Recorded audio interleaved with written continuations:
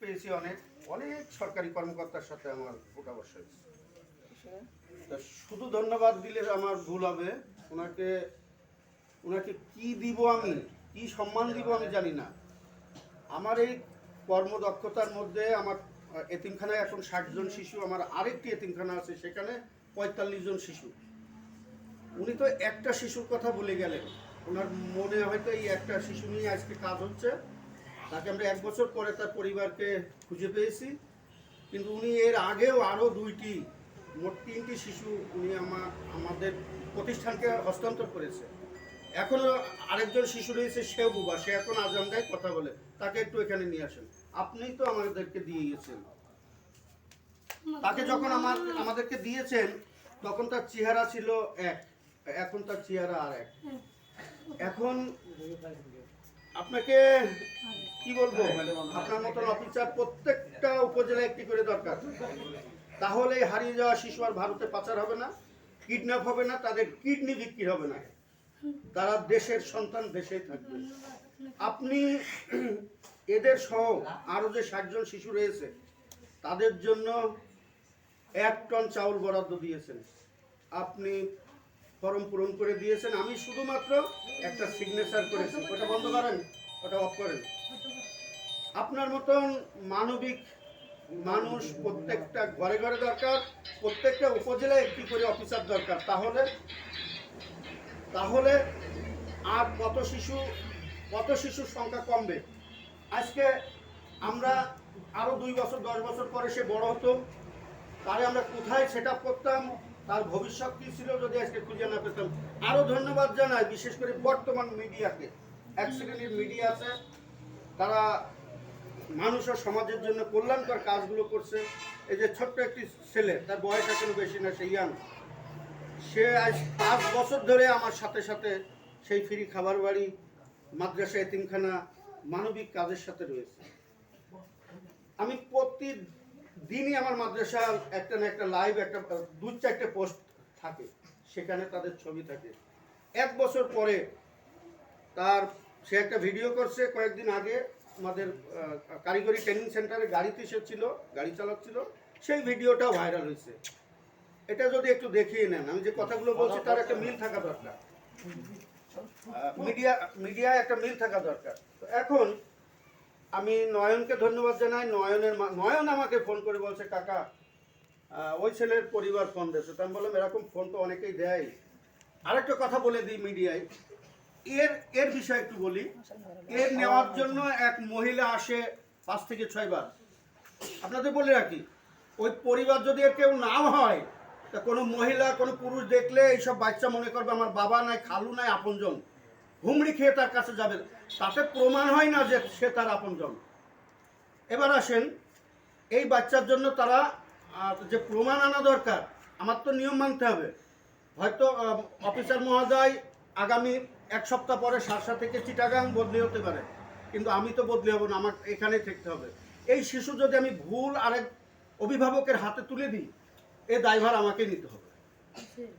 অতএব আমাকে সঠিক আইন ফলো করতে হবে। এই বাচ্চার জন্য বারবার আসছে, তাদের একটা নাই, জন্ম নিবন্ধন নাই, তাদের কাছে কোনো একটা ছবি নাই, দরকার নাই। এই যে মহিলা নিতে আসছে তার কোলে একটা প্রতিবন্ধী বাচ্চা রয়েছে, সেই বাচ্চার জন্ম নিবন্ধন রয়েছে, অথচ এই ছেলের জন্ম নিবন্ধন নাই। তার কোলের সন্তানের জন্ম নিবন্ধন রয়েছে, এই সন্তানের নাই। তাহলে এইভাবে এখন এটাও পেন্ডিংয়ে রয়েছে, উনিও রয়েছে। উনাকে ফোন করে বলা, আমরা তো বাচ্চা বিক্রি করি না, আমরা তো পাচার করছি না, এখানে 60 জন বাচ্চা আছে, এক একটা বাচ্চার এক একটা ইতিহাস জীবনের।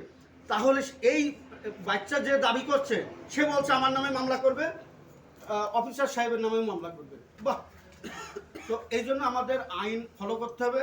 আজকে 1 সপ্তাহ ধরে আমি স্যারের সাথে যোগাযোগ রাখছি, আবার ওনাদের সাথে কথা বলছি। ওনাদের কাছ থেকে আমি যা যা চাওয়ার নিয়েছি, ওনারা ছেলের নামে, ছেলে হারানোর পরে একটা অভিযোগ করে থানায়, সেটাও পাঠিয়েছে। ওনাদের ভোটার আইডি কার্ড, ইনার ছবি, ওনার ছেলের সহ ছবি, আমি এটা 1 সপ্তাহ ধরে এটা নিয়ে করছি নিজে। তারপরে স্যার বললাম, স্যার হতে পারে, ছবির সাথে মিল আছে। তারপরে এত কিছু যখন পাঠাচ্ছে, তারপরে আরেকটা বিষয় আছে, এখন তারা ভোটার আইডি জমা দিয়ে যাবে, ইনার ভোটার আইডি জমা দিবে, ছবি তো সারা বিশ্ব দেখছে। ওনারা সবাই তো আর হারিয়ে যাবে না, সব দিব, জি খুঁজলে পাওয়া যাবে। জি জি। তো আমরা চেষ্টা করছি প্রকৃত শিশুদের খুঁজে যাদের পাচ্ছি রাস্তাঘাটে পড়ে থাকে তাদেরকে প্রকৃত তাদের পরিবারের হাতে তুলে দিতে। তো আমি স্যারকে ধন্যবাদ জানাবো। আজকে ওনার জেলায় মিটিং রয়েছে, সেই মিটিংয়ের মধ্যে উনি চেয়েছিল বিকালে সময় দিতে, তা বললাম স্যার একটু সকালে এসে সময় দেন।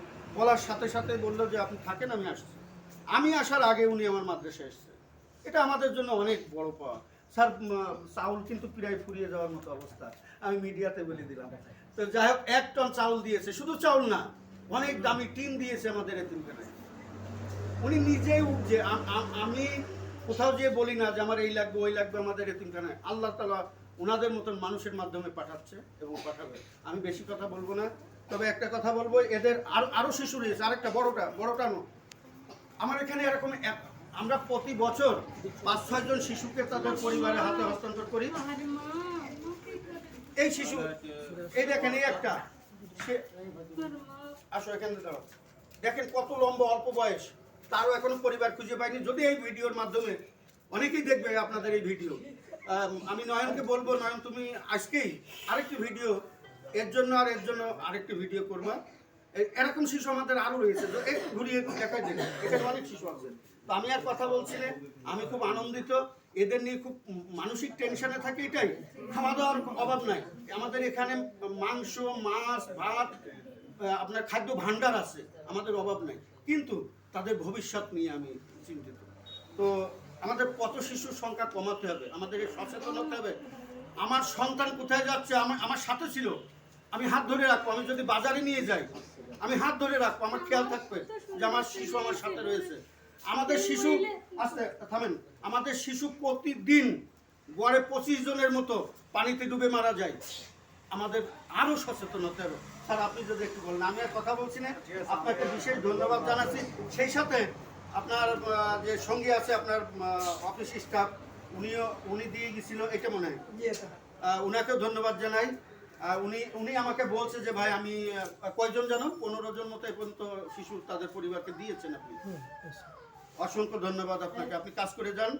আর আমার সাথে যারা রয়েছে আমি সকলকে ধন্যবাদ জানিয়ে আমার কথা বলা শেষ করছি, তাদের মঙ্গল কামনা করছি।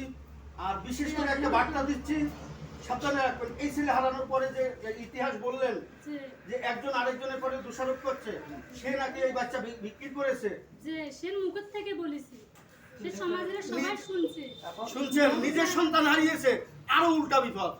এখন যাবেন এটা নিয়ে, মানুষের সাথে আর জ্ঞানদান পেশার জন্য না হয়। আপনাদের সন্তান ফিরে পেয়েছেন, এটা আলহামদুলিল্লাহ, আল্লাহর কাছে শুকরিয়া আদায় করবেন। আর এই সন্তানটাকে সুন্দর করে মানুষ করবেন, তাকে পড়ালেখা শেখাবেন। আমি এই ভিডিওতে আরেকটু বলি স্যার, কালেকশন করে দিই লাস্ট, সেটা হলো ও কিন্তু এখন এখানে অভ্যস্ত। আপনি ও যদি এমনি ইশারায় জিজ্ঞেস করেন, ও কিন্তু যাইতে চাইবে না, আমি এটা পরিষ্কার। ও যদি এখানে আসতে চাই, দিয়ে যাবেন, ওর ভবিষ্যৎ, ওর আমরা প্রত্যেক ছাত্রর আমাদের ঘোষণা আছে, তারা লেখাপড়া শিখে তারা যখন এখান থেকে চলে যাবে, আমরা 1 লক্ষ করে টাকা দেবো তাদের ছোটখাটো একটা ব্যবসা করার জন্য, বা তার ভবিষ্যৎ যাতে গড়তে পারে এই জন্য। যদি নাকি আপনার সন্তান আবার এখানে আসতে চায়, ও বলবে যে আমি যাবো, এরকম সন্তান এরকম আরো এসছে, তো যদি আসতে চাই এখানে দিয়ে যাবেন, আমরা তার দায়িত্বে আছি, এখনো থাকবো। সে আসলে আবারও দায়িত্ব নিব, এবং সব সময় ফোনে যোগাযোগ থাকবে। আমি কথা বলা শেষ করছি, এখন স্যার একটু যদি বলে। আমরা তো